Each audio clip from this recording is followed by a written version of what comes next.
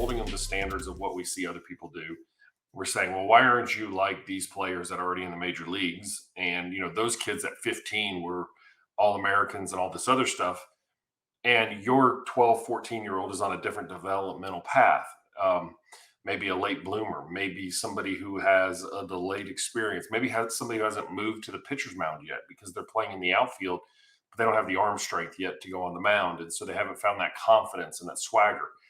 And so you're dealing with a very fragile environment. And what's happening is that mental health demand is pushing further and further and younger. We know from our generation that sports has a very buoyant effect. It helps us, teaches us, but it's hard, right? It's difficult. And now we're shrinking schedules and players have more demands. And if you ask most kids where they eat most of their meals, it's in the car seat.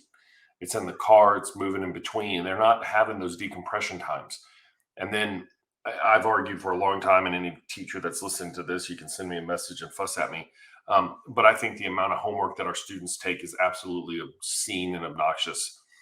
It's a reflection of trying to catch up for a finish line that's moving further and further away.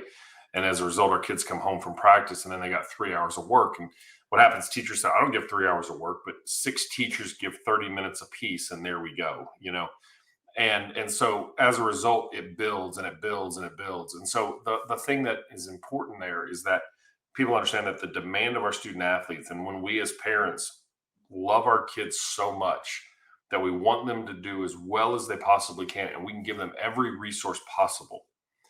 And then, the kids also understand, they know that parents are putting in all this time and effort.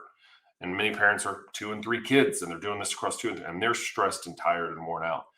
The kids sponge it, they bring it in and they internalize it. And so you've got this just snowball effect that's happening. So when do we work on the mental health? Let's start this. Let's take a look at this from a tiered approach. Number one, it starts in the home. Okay. And what that means is creating environments at home that's not always competitive. I am an absolute believer of a competitive environment. I am a believer that kids need to have things and learn the skills to achieve them. If not, then the world will pass them by at times, right? Until they find it themselves. So I think they need to be in those environments. But it has to come from the parents, and the parents have to do a good job of limiting and also creating the right perspectives around the home. Meaning, this is what's expected and anticipated. This is how we're going to do it. These are the things that we're going to do, right? And it's okay. I love you either way. And I know when people say, tell them you love them when you get in the car. Okay, that's one thing.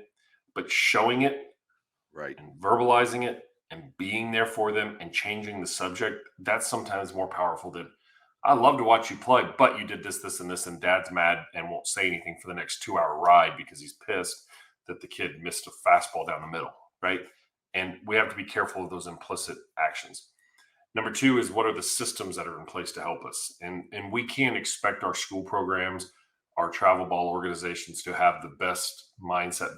They're scrambling for people, volunteers. Look, we have an umpire shortage in this world, right? So, people aren't going from umpiring to being counselors. The amount of people that are available. I remember when I moved to Baton Rouge in 8th grade, we had a wonderful CYO program led by a gentleman by the name of Denny Bro.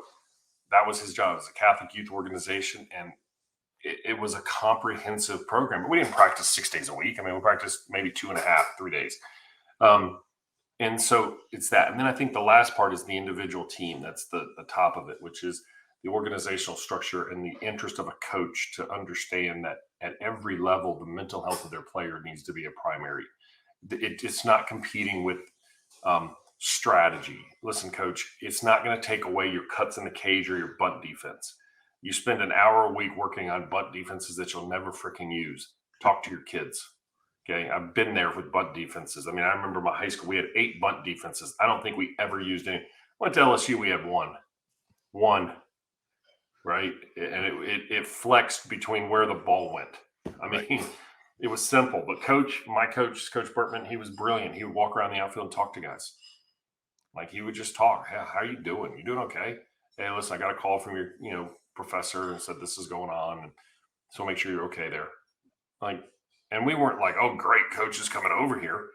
But it was, the line of like, all right, That's what we're doing. So I think to answer your question, is it pushing down? Yes, we have to, as the adults in the room, we have to prepare our kids for it, because if not, our kids are going to be walking around with tremendous amount of burden on their back.